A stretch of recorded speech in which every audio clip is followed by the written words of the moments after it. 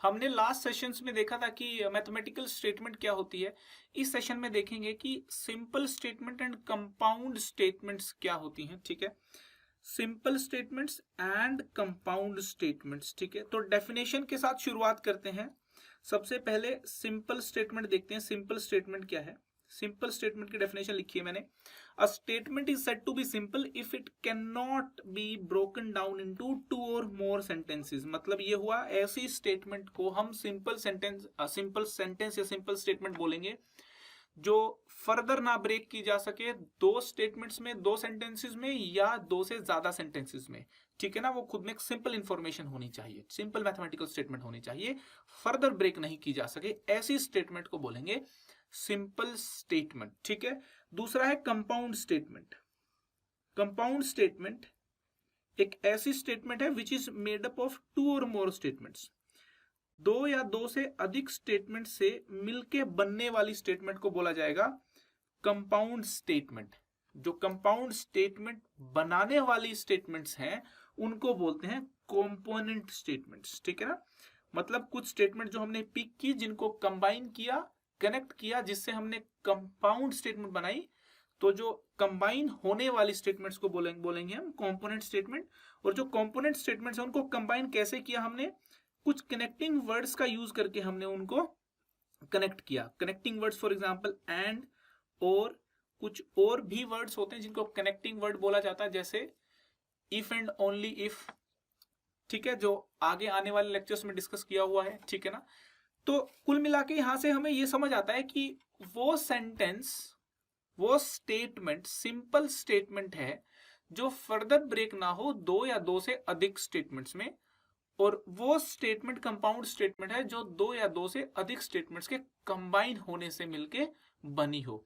तो कुल मिला के बात समझ आती है हमें कि जो स्टेटमेंट्स हैं, स्टेटमेंट से मेरा मतलब है मैथमेटिकल स्टेटमेंट्स। ठीक है ना, क्योंकि मैथमेटिकल रीजनिंग में जितनी भी स्टेटमेंट्स हम डिस्कस करते हैं वो सारी मैथमेटिकल स्टेटमेंट्स हैं। जो इसका मतलब ये हुआ कि जो स्टेटमेंट्स हैं वो दो तरीके की होती हैं। एक सिंपल स्टेटमेंट्स होती हैं और दूसरी कौन सी होती है? कंपाउंड स्टेटमेंट्स होती हैं।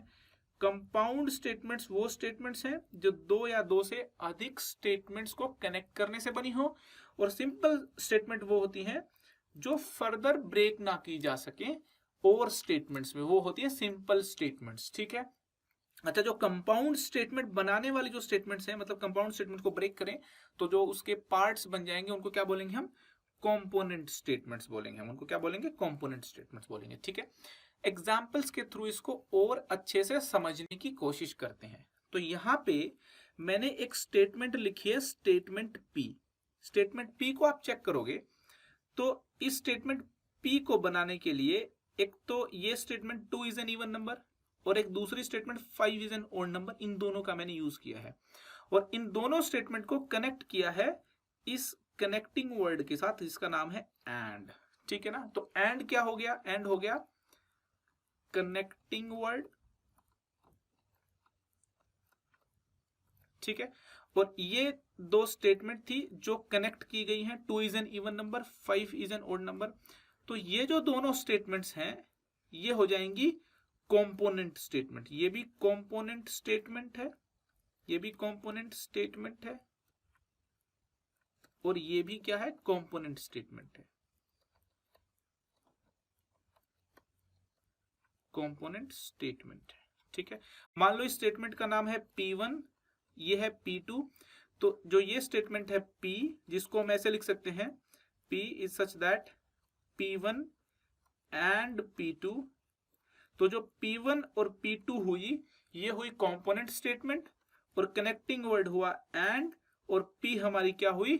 P हमारी हुई कंपाउंड स्टेटमेंट। P हमारी हुई कंपाउंड स्टेटमेंट। ठीक है, इसी तरीके से नेक्स्ट एग्जांपल देखते हैं। इसमें स्टेटमेंट लिखिए Q। स्टेटमेंट Q क्या है? 21 इज अ नेचुरल नंबर और 53 इज अ प्राइम नंबर। तो स्टेटमेंट Q में ये जो स्टेटमेंट लिखी आगे 21 इज अ नेचुरल नंबर, इसको अगर मैं स्टेटमेंट Q1 मान लूं, और 53 इज अ प्राइम नंबर, इसको अगर मैं Q2 मान लूं, तो स्टेटमेंट Q है Q1। Statement Q is such that Q1, ये कनेक्टिंग वर्ड है, और और Q2। तो इसका मतलब जो इसमें Q1 एंड Q2 है, Q1 एंड Q2 है, ये दोनों क्या है, कंपोनेंट स्टेटमेंट्स हैं।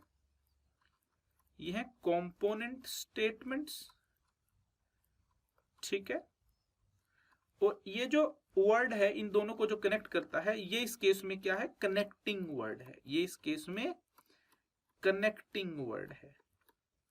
और जो स्टेटमेंट Q है, ये Q1 एंड Q2 के कनेक्ट करने के बाद बनी है, तो Q हो जाएगी हमारी कंपाउंड स्टेटमेंट। ये हो जाएगी हमारी कंपाउंड स्टेटमेंट, ठीक है।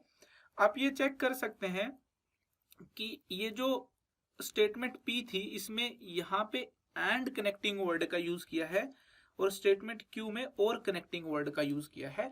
तो कनेक्टिंग वर्ड अलग अलग हो सकते हैं। कई सारे कनेक्टिंग वर्ड्स हैं मैथमेटिकल रीजनिंग में, जो हम एक सेपरेट सेशन में डिस्कस करेंगे, ठीक है। सो ये थी पूरी simple statements and compound statements की कहानी। All right, thank you.